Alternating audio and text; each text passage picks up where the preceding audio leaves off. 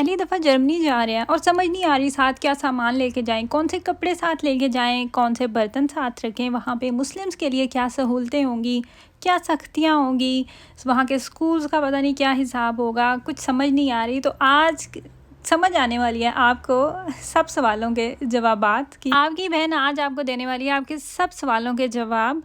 जो आप लोगों ने मुझे फेसबुक पे आपके डीएम्स आते हैं, या जो आपके मुझे इंस्टाग्राम पे मैसेजेस आते हैं, या जो आप मुझे मेरे यूट्यूब चैनल के कमेंट सेक्शन में कोई भी सवाल करते हैं, मैं सबके पढ़ रही होती हूँ मैसेजेस।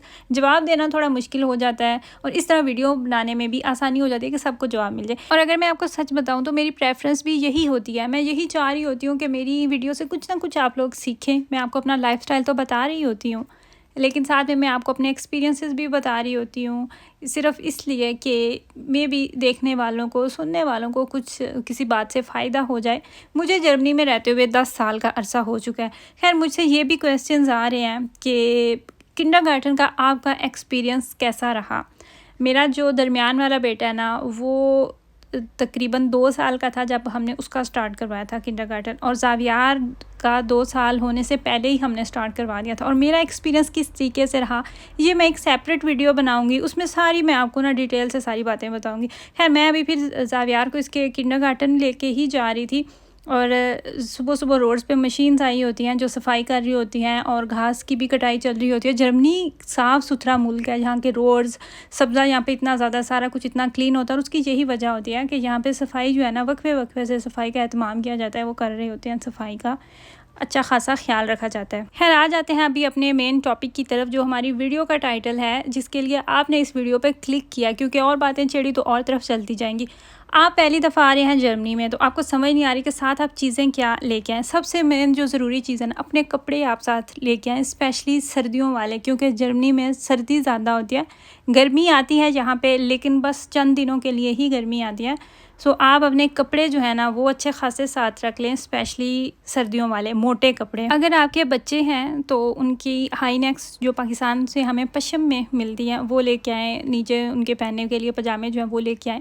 यहाँ पे सारा कुछ मिल जाता है, लेकिन वो चीज़ें समझने में आपको टाइम लगता है। जब आप स्टार्ट में आते हैं, आपको ये भी नहीं समझ आ रही होती कि कौन सी चीज़ हमें कहाँ से चीप प्राइस पे मिल जाएगी, कौन सी हमें कहाँ पे महंगी मिलेगी। सो ये सारी चीज़ें समझने में टाइम लगता है। तो इस सिचुएशन में जो बेहतर होता है ना, वो यही होता है कि आप पाकिस्तान से लेके आएँ। पाकिस्तान से आप अबायास लेके आ सकते हैं। यहाँ पे आप मतलब कि खुल के अबाया पहने, पर्दा करें, जैसे चाहे पर्दा करें। हिजाब आप लेते हैं वो आप लें, आपको यहाँ पे कुछ भी पाबंदी नहीं है, आपको कोई रोक टोक नहीं है यहाँ पे जो जर्मन्स के बाद दूसरी बड़ी कम्युनिटी है ना, वो है तुर्किश लोगों की। और तुर्किश जो है ना, वो एक मुस्लिम कंट्री है। तो तुर्किश लेडीज़, आपको 5 औरतें जा रही हैं ना, तो उनमें से 1 या 2 आपको तुर्किश औरतें ज़रूर नज़र आएंगी, और उनके सर पे हिजाब होता है, उन्होंने अबायास पहनी होती हैं। सो अबायास यहाँ पे बहुत नॉर्मल समझा जाता है। और थैंक्स टू कोरोना, हर चीज़ की एक पॉजिटिव साइड होती है, एक नेगेटिव साइड होती है। कोरोना के बाद लोगों को इतनी सहूलतें हुई हैं कि जो औरतें नकाब करती हैं वो अब मास्क लगा सकती हैं। और मैंने कोरोना के दिनों में भी देखा था कि कुछ औरतों ने बाकायदा नकाब किए होते थे। आपने मास्क के बगैर तो कहीं पे जाना नहीं, आपको इजाज़त नहीं। तो वो ये कि आप अगर नकाब भी करना चाहते हैं ना, तो जर्मनी जैसे मुल्क में आप नकाब भी कर सकते हैं। यहाँ पे आपको कोई पाबंदी नहीं, कोई कुछ नहीं, जिस तरीके से चाहे आप पर्दा कर सकते हैं। मैं आपको बता दूँ साथ साथ कि हम कर क्या रहे हैं। मैंने ज़ावियार को उसके किंडरगार्टन छोड़ा, थोड़ा टाइम मैं उसके साथ रही, फिर उसको मुझे छोड़ के आना था 1 घंटे के लिए, ताकि वो मेरे बगैर भी वहाँ पर रह सके। तो मैंने अपने हस्बैंड को कॉल की कि मेरे पास 1 घंटे का टाइम है। तो उन्होंने मुझे कहा कि तुम फ़लाँ मार्केट में चली जाओ, मैं भी वहीं पे तुम्हें उसी मार्केट में ज्वाइन कर रहा हूँ। उन्होंने कुछ चीज़ें जो थी मेरे लिए वही ऑर्डर की हुई थी, वो हमने अभी डीएम मार्केट से अपना ऑर्डर लेना था, जो आपने मुझे देखा कि मशीन के अंदर उन्होंने रखा हुआ था। हमने उनका कोड स्कैन किया और वो ऑर्डर ले लिया। और क्या चीज़ें ली थी ये आपको वीडियो के लास्ट में मैं दिखाऊंगी घर में जाके। खैर, इसके बाद आपको जिस चीज़ की ज़रूरत होती है ना जर्मनी में आते हुए, अगर आपके पास स्पेस है, कैपेसिटी है, तो आप पाकिस्तान से डिनर सेट ज़रूर लेके आएँ अपने साथ। बर्तन ज़रूर लेके आएँ। यहाँ से भी आपको बर्तन मिल जाते हैं, लेकिन पाकिस्तान की निस्बत तो ऑफकोर्स यहाँ से महंगे मिलते हैं। अगर आप अच्छे बर्तन लेना चाहते हैं तो वो आपको और महंगे मिलेंगे। तो इसलिए स्टार्ट में जब आप नए नए आते हैं ना जर्मनी, तो तब आपके लिए बेहतर यही होता है आप पाकिस्तान से जितने हो सकते हैं अपने बर्तन साथ लेके आएँ। मैं बात कर रही हूँ जो डिनर सेट होता है, देगचियाँ, ये पॉट्स, इनकी ज़रूरत नहीं होती। ये आपको यहाँ पे बहुत सस्ते में भी मिल जाते हैं।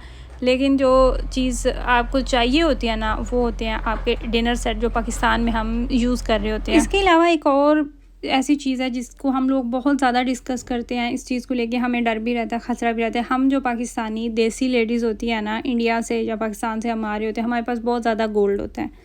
उसकी हमें टेंशन होती है कि आपने उसको एयरपोर्ट पे डिक्लेयर करना है, उसका यहाँ पे आपको टैक्स भी देना पड़ सकता है, तो वो एक चीज़ की टेंशन होती है। मैंने ये सुना है कि अगर आप पाकिस्तान से पहली दफ़ा आ रहे हैं ना, तो आपके पास आपका जो गोल्ड है उसकी रसीद भी आपके पास हैं। रसीदों के साथ आप अगर वो क्लियर करते हैं ना कि ये मुझे मेरे इन लॉज़ की तरफ से गिफ्ट्स मिले हैं, तो मैं इनको वो क्लियर कर रही हूँ, तो वो आपको फिर टैक्स नहीं देना पड़ता। मुझे इस चीज़ के बारे में पूरा वो नॉलेज नहीं है, क्योंकि मैंने ऐसा नहीं किया हुआ, और अल्लाह ताला का शुक्र है कि मैं जब भी पाकिस्तान से आई हूँ मेरे साथ अभी ऐसा कुछ भी नहीं हुआ।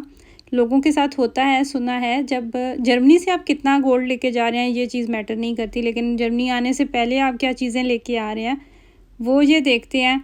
वहाँ पे आपको फिर जो टैक्स है ना वो देना पड़ सकता है। लेकिन हमेशा जब भी आप गोल्ड लेके आ रहे हैं ना, ये बहुत बड़ा आपके लिए रिस्क होता है। तो मैं आपको यही मशवरा दूंगी कि आप पाकिस्तान से अगर पहली दफ़ा आ रहे हैं तो अपना गोल्ड साथ ना लेके आएँ। अगर लेके आ भी रहे हैं तो बहुत कम जो चीज़ें हैं ना वो लेके आएँ, कम मालियत की चीज़ें लेके आएँ। तो आहिस्ता आहिस्ता आप बाद में अगर अपना गोल्ड लेके आना चाहते हैं तो वो लेके आ सकते हैं आप। इसके अलावा यहाँ का जो स्कूल सिस्टम है ना, वो उनका इन्वायरमेंट बहुत अच्छा होता है। डिपेंड करता है, कुछ लोगों के बुरे भी होते हैं तजर्बे, लेकिन अच्छे बुरे इंसान हर जगह पे होते हैं। अगर मैं आपको ओवरऑल बताऊँ ना तो ज़बरदस्त होता है। बच्चे खुशी खुशी स्कूल जाते हैं। बच्चों ने कभी ज़िद नहीं की। पेरेंट्स के लिए इतनी ज़्यादा हेल्प होती है। जिन लोगों को स्टार्ट के दिनों में ज़बान नहीं आती, जो लोग बातचीत नहीं कर सकते, उनके लिए ये लोग बहुत हेल्पिंग होते हैं। आप किसी भी इदारे में चले जाएं, आपको ज़बान नहीं आती, आपके साथ इंग्लिश में बात की जाती है, आपकी जितनी हो सके उतनी हेल्प की जाती है। तो ऐसा वो कोई सीन नहीं होता है आपके माइंड में जिस चीज़ का भी डर के हमें ज़बान नहीं आती तो हम वहाँ पे कैसे सर्वाइव करेंगे। लेकिन यकीन करें आपकी बहुत ज़्यादा हेल्प की जाती है हर जगह पे। और हम लोगों की तालीम कितनी ही कम क्यों ना हो, लेकिन हर बंदे को इतनी लैंग्वेज आती होती है कि वो इंग्लिश में 2-3 बातें अपनी कर ही सकता है। तो आप ज़बान के बिना भी यहाँ पे सर्वाइव कर सकते हैं। मुश्किल होता है लेकिन ज़बान सीखने तक आपका गुजारा जो है ना वो चलता रहता है। खैर, हमने ज़ावियार को उसके प्ले स्कूल से पिक किया और अब है मेरी एक अपॉइंटमेंट, वो हम अटेंड करने जा रहे हैं।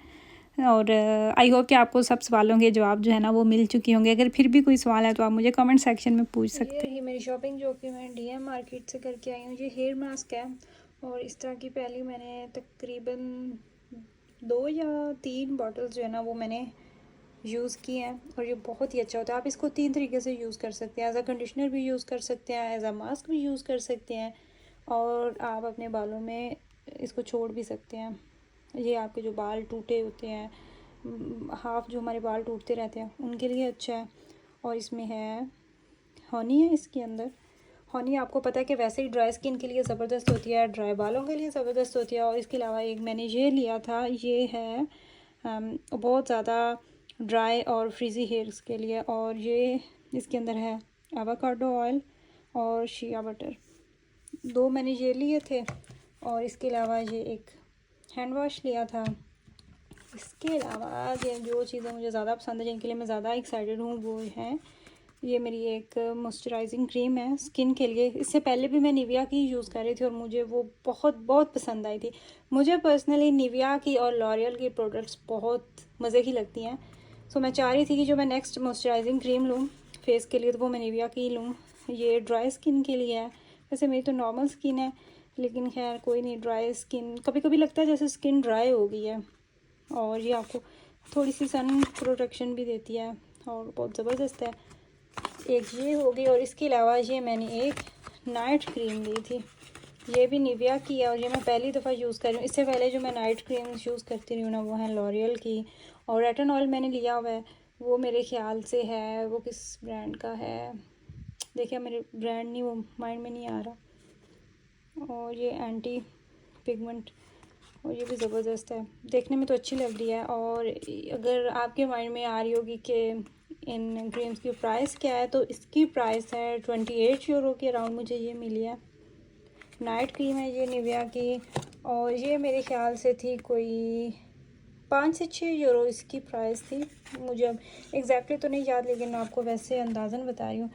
और 5 यूरो तक इसकी प्राइस होती है। 4 यूरो और 95 सेंट कुछ इस तरीके से इनकी प्राइस होती है। इसकी जान के आपने क्या करना है ये ज़्यादा ज़रूरी है। इससे पहले जो मैं यूज़ कर रही थी ना वो ये है मेरी निविया की क्रीम, और ये तकरीबन ख़त्म हो चुकी है। अब इसमें बस 1-2 बारी की ही बची है, और ये भी बहुत ज़बरदस्त है। आपकी स्किन जो है ना वो बिल्कुल मतलब एकदम से सॉफ्ट हो जाती है। और इसके अलावा जो मैं आपको बता रही थी रेटिन ऑयल, वो मैं इस ब्रांड का यूज़ कर रही हूँ तकरीबन 7-8 माह हो चुके हैं अब तो।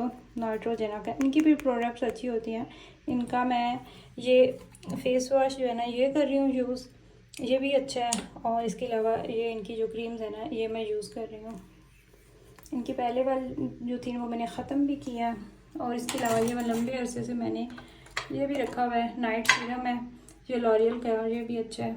और ये एक ड्रे क्रीम है, ये भी है लॉरियल की है, ये भी